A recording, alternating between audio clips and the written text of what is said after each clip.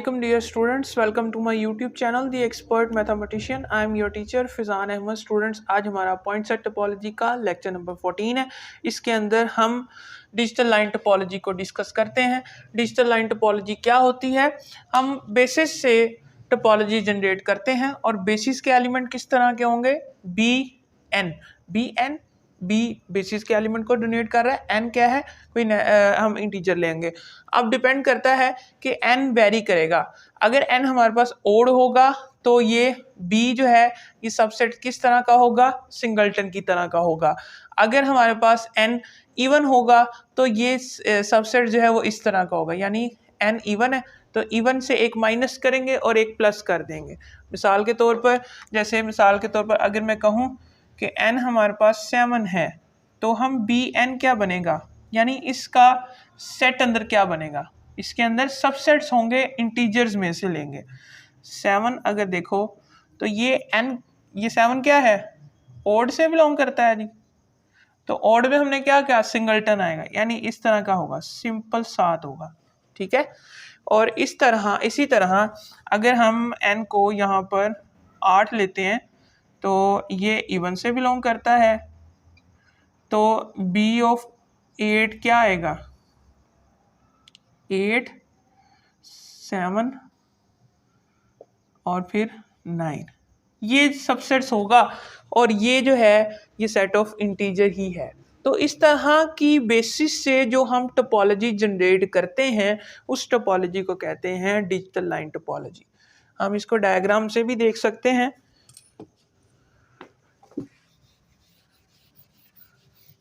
Diagram में अगर देखें तो हम कुछ इंटीजर्स के पॉइंट मार्क कर लेते हैं, क्योंकि हम बड़े सेट को क्या कहते हैं? पॉइंट कहते हैं उसके एलिमेंट को. अगर मैं कहूँ ये -2 है, ये -1 है, 0 है, 1 है, 2 है. ठीक है. देखें जो 1 है ये क्या है? ओड है. तो 1 के लिए अगर ओड है तो सिंपल एक सर्कल आएगा. ठीक है. 1 अगर ओड है तो इसके लिए सिंपल एक सर्कल आएगा, क्योंकि ये सिर्फ इसके अंदर एक एलिमेंट है, -1 ही होगा. और इसी तरह अगर 0 को देखें तो 0 क्या है हमारे पास? इवन नंबर है. ठीक है. 0 क्या है?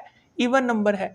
तो इवन के लिए क्या करेंगे? हम ये क्या करते हैं कि 0 से एक माइनस कर देंगे, 0 लिखेंगे और आगे 0 एक प्लस करेंगे. मसलन 0 से एक माइनस किया तो -1, 0 से एक प्लस किया तो +1. तो ये हमारे पास ये बनेगा, ये देखिए. ठीक है. ये डायग्राम हमने बना दी. और इसी तरह आगे हम 1 पर देखें तो 1 पर सिर्फ एक सिंगलटन आएगा. क्लियर. और फिर आगे 2 पर देखें तो 2 के लिए क्या होगा? 2 से एक माइनस करेंगे और 2 में एक प्लस कर देंगे. मतलब यहाँ हम 3 भी लिख लेते हैं, ये होगा भी. ठीक है जी. ये हम बेसिस एलिमेंट को बना रहे हैं. इन्हीं एलिमेंट से, इन्हीं बेसिस के सेट से हम जो टोपोलॉजी जनरेट करेंगे वो डिजिटल लाइन टोपोलॉजी है. ठीक है. ये डेफिनेशन है, ये जो डायग्राम है ये बेसिस एलिमेंट की है. अब आगे अगर देखो तो -2 के अंदर -2 से एक माइनस करेंगे, -2 -1 करो तो -3 आता है. यहाँ पर -3 भी बना देते हैं और एक प्लस करने से ये होगा, मसलन ये होगा जी. ठीक है. इसी तरह आप आगे भी चेक कर सकते हैं. तो ये जो हमारे पास जनरेट की गया है ये हमने बेसिस एलिमेंट को बनाया है. इन्हीं एलिमेंट्स की मदद से, इन्हीं बेसिस का जो सेट है, सबसेट्स की कलेक्शन से हम टोपोलॉजी को जनरेट कर सकते हैं. ठीक है. अब जो टोपोलॉजी हम जनरेट करेंगे उसे हम डिजिटल लाइन टोपोलॉजी कहते हैं. और इसी की मदद से हम एक थ्योरम को सॉल्व करते हैं, एग्जाम्पल 1.10. और same as it is question exercise में भी है 1.14. ठीक है. तो सेम एज इट इज़ है, यानी एग्जाम्पल 1.10 भी है और एक्सरसाइज में भी क्वेश्चन दिया गया है. तो हम सिर्फ एक दफ़ा इसको करेंगे. इसकी स्टेटमेंट को अगर देखो तो वो कह रहा है कि let beta is the collection of the subsets of z, यानी बीटा जो है सबसेट्स की कलेक्शन है z की. हमने digital line definition, digital line topology की डेफिनेशन को यूज करना है। उसमें बीटा के अंदर सबसेट किस तरह के होंगे, इस तरह के होंगे जैसे मैंने अभी आपको बताया, ठीक है। शो डैट बीटा जो है ये basis for a topology on Z है। हमने ये शो करना है कि जो बीटा है ये एक्चुअल में क्या है, ये बेसिस है। मैं यहाँ पर बता चुका हूँ कि ये बेसिस है, लेकिन हम इसको अब यहाँ पर प्रूव भी करेंगे बेसिस की दो कंडीशंस को लगाते हुए, ठीक है। थ्योरम यहाँ से स्टार्ट होता है, सेम एज इट इज आप इसी तरह लिखेंगे। देखें, we want to prove that कि बीटा जो है ये इस तरह का सेट है, ठीक है, बी एन की शक्ल का, और एन जो है ये इंटीजर से बिलोंग करता है, is a basis for topology on Z. ये क्या है, ये बेसिस है। हम ये प्रूव करना चाह रहे हैं कि ये जो सेट है ये बेसिस है, वेयर बी एन, ठीक है। ये हमारे पास क्या है, अभी मैंने आपको बोला था कि इस तरह की दो कंडीशंस आएंगी, दो कलेक्शंस होंगी, ठीक है। बी एन में अगर एन वेरी करेगा, अगर एन ओड होगा तो सिंगलटन आएगा, और अगर एन इवन होगा तो एक माइनस करेंगे और एक प्लस करेंगे और एन को भी शामिल करेंगे, तो वो सेट ये वाला आएगा, ठीक है।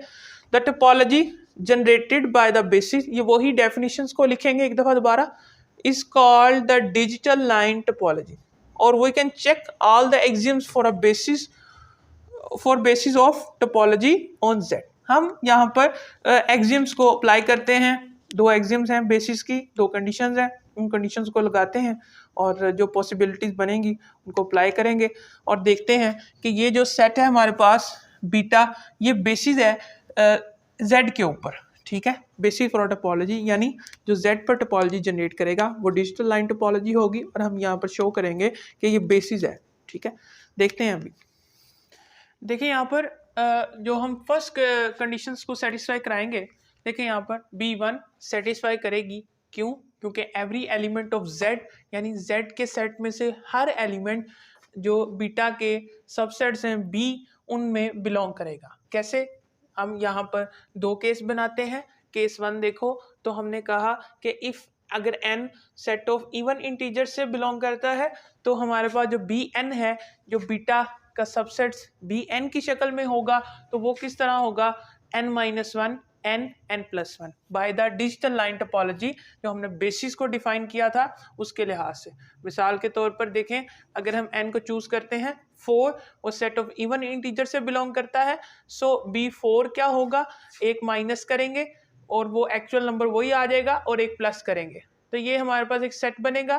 तो हम देख सकते हैं कि 4 इस B4 से बिलोंग कर रहा है और वो सबसेट है बीटा का, क्योंकि बीटा में हमने बोला था कि इस तरह के एलिमेंट होंगे, ठीक है, सेट्स होंगे। आगे दूसरा केस देखो, तो हमने कहा अगर n ऑड इंटीजर से बिलोंग करता है, सेट ऑफ ऑड इंटीजर से बिलोंग करता है, तो Bn किस शक्ल में होगा, सिंगलटन n की शक्ल में।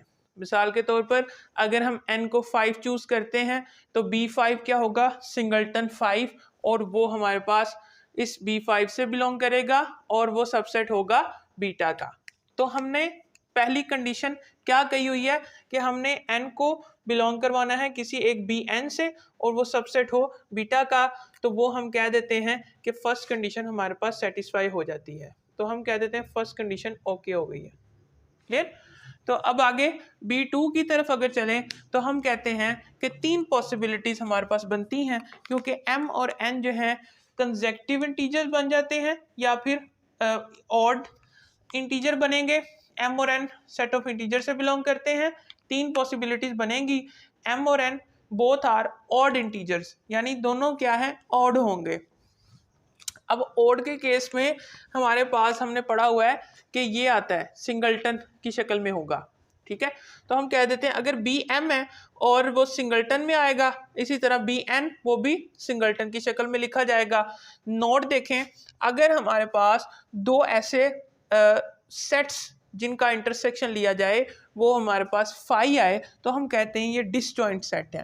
देखें यहाँ पर Bm और इंटरसेक्शन Bn करें तो इनका ये होगा सिंगलटन m और सिंगलटन n, इनका इंटरसेक्शन करो तो वो फाई आता है। अगर फाई आ जाए तो हम कहते हैं कि ये हमारे पास डिसजॉइंट सेट है। तो यहाँ से हमें ये पता चला कि जो हमारे पास Bm और Bn सेट्स हैं ये डिसजॉइंट है और फाई आ रहा है इनको इंटरसेक्शन लेने से।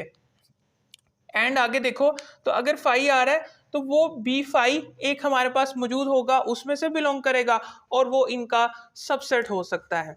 ठीक है, आगे सेकंड केस अगर देखो तो सेकंड तीन पॉसिबिलिटीज हैं। पहला केस हमने डिफाइन कर दिया। सेकंड केस में अगर देखें, if m and n are both even integers, अगर हमारे पास m और n हमारे पास पॉसिबिलिटी आ सकती है कि दोनों इवन इंटीजर होंगे। ठीक है, अगर इवन होंगे तो हमारे पास क्या है कि टू पॉसिबिलिटीज अगेन जनरेट हो जाती हैं फॉर इवन इंटीजर्स।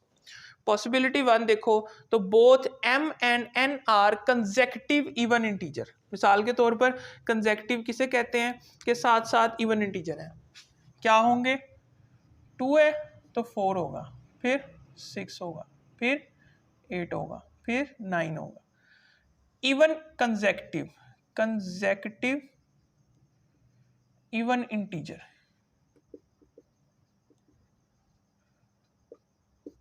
ठीक है, कंसेक्यूटिव इवन इंटीजर। आगे जो सेकंड पॉसिबिलिटी है वो क्या जनरेट हो सकती है कि दोनों इंटीजर जो हैं वो कंसेक्यूटिव हैं, इवन नहीं है, कोई दो कंसेक्यूटिव इंटीजर। जैसे कि हम अगर 1 लिखते हैं तो फिर 2 होगा, 3, 4, ये पॉसिबिलिटीज हैं कंसेक्यूटिव इंटीजर के लिए। तो कंसेक्यूटिव इंटीजर में क्या हो सकता है, 2 लेंगे, या तो m बड़ा होगा n से या तो n बड़ा होगा m से। दो पॉसिबिलिटीज अगेन हम इनको सॉल्व करेंगे। अब हम इसको रेज करते हैं और फर्दर जो मैंने आपको दो पॉसिबिलिटीज बताई हैं बोथ इवन के लिए, उनको हम यहाँ पर सेटिस्फाई करते हैं कि बोथ कंसेक्यूटिव इंटीजर्स की पॉसिबिलिटी एक बनती है हमारे पास और बोथ कंसेक्यूटिव इवन इंटीजर्स की पॉसिबिलिटी बनती है। जी स्टूडेंट्स, आगे हम सेकंड केस की पॉसिबिलिटी 1 को देखते हैं, जिसमें हमने कहा था कि दो कंसेक्यूटिव इंटीजर होने चाहिए, इवन इंटीजर हम कह देते हैं। पॉसिबिलिटी 1 थी m और n जो दो कंसेक्यूटिव इवन इंटीजर होंगे। तो इवन कंसेक्यूटिव के लिए क्या है, अगर एक n है तो फिर दूसरा क्या होगा n+2। मिसाल के तौर पर अगर हम कहते हैं कि n की जगह 2 रखेंगे तो 2+2 जो कि हमारे पास 4 बनेगा, ऐसे ये कंसेक्यूटिव पेयर है। ठीक है, तो यहाँ पर हम n और m की बात कर रहे हैं तो हम क्या कहेंगे, n और m की बात कर रहे हैं तो ये हमारे पास क्या होगा, m की जगह पर क्या लिखेंगे n+2। ठीक है, m की जगह पर क्या लिखेंगे n+2, और हमने यहाँ पर कहा है कि m बड़ा है n से, जैसे हमने वहां पर कहा। तो b और m क्या बनेगा, अगर इवन है तो क्या बनेगा m-1 m+1, ये डेफिनेशन पड़ी हुई है। और यहाँ पर हम पुट कर देते हैं n+2 m की जगह पर, तो देखो ये बनेगा n+2 और इसकी जगह पर m की जगह पर n+2 पुट किया तो 2 - 1 आ जाएगा। ठीक है, क्लियर, ये हमारे पास ये आएगा, सॉरी +1 आ जाएगा और n+2 और यहाँ पर 2 तो 3 बन जाएगा। तो ये जो bm है ये दरअसल हमारा bm है। ठीक है, तो bm क्या बनेगा n+1 n+2 और n+3 बनेगा। इसी तरह अगर हम b ऑफ n निकालते हैं और n अगर हमारे पास इवन है तो n-1 n और n+1 आ जाएगा। और bm और bn का इंटरसेक्शन लेने से bm यहाँ पर मैं लिख सकता हूँ bm इंटरसेक्शन bn, ये दरअसल इंटरसेक्शन ये है। इनका इंटरसेक्शन लेने से क्या होगा, n+1 कॉमन आएगा। देखें ये चीज हमारे पास कॉमन आ रही है इसमें। ठीक है, दोनों में, तो n+1 आ जाएगा। इधर से देखो अगर n हमारे पास इवन है तो n+1 क्या होगा, ऑड होगा। b ऑफ n+1 निकालो तो सिंगलटन n+1 आ जाएगा ना, यही आ जाएगा ना n+1।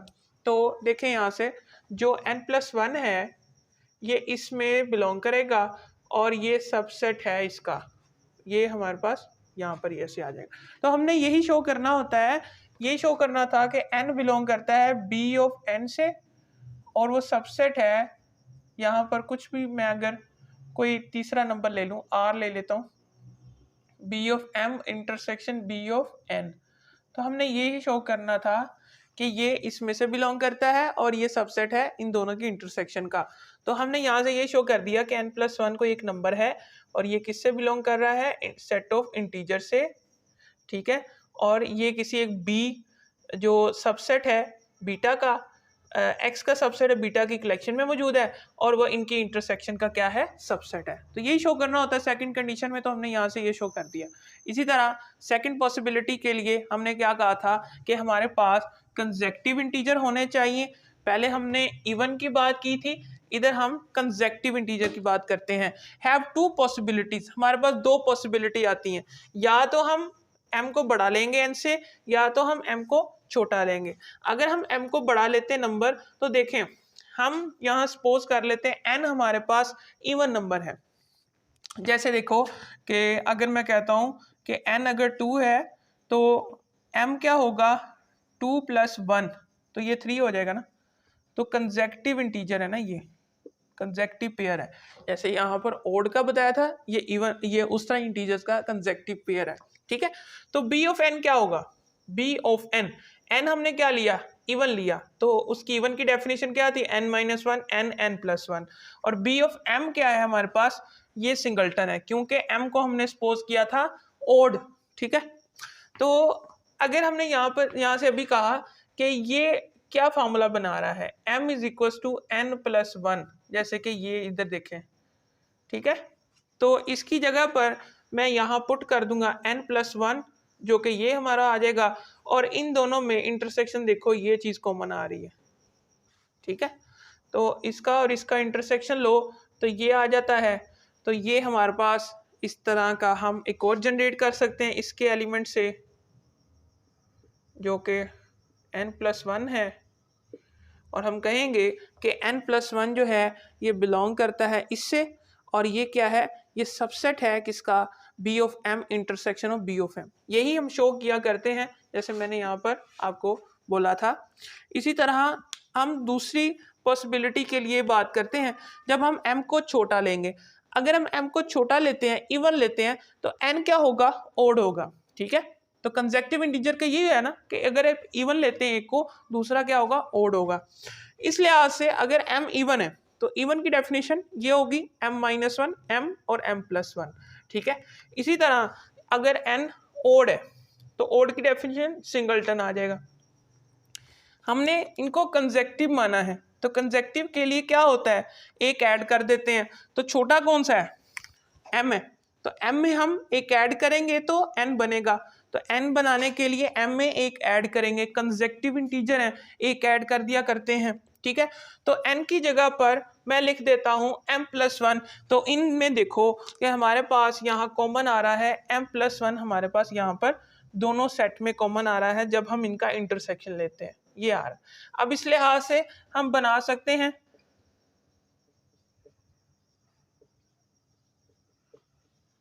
हम एक सेट बना सकते हैं जो कि डेफिनेशन के मुताबिक कि m+1 क्या है, ये हमारे पास ओड है, तो ओड के लिहाज से सिंगलटन आएगा, ठीक है।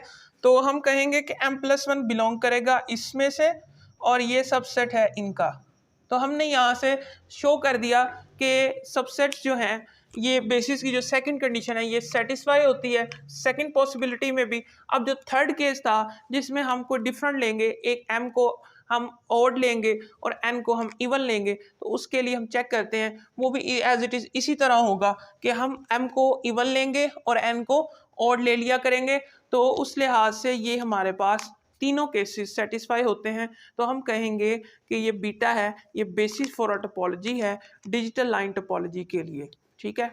उम्मीद है आपको लेक्चर समझ आया होगा। मिलते हैं अगली वीडियो में, तब तक के लिए मुझे इजाज़त दें। अल्लाह हाफ़िज़।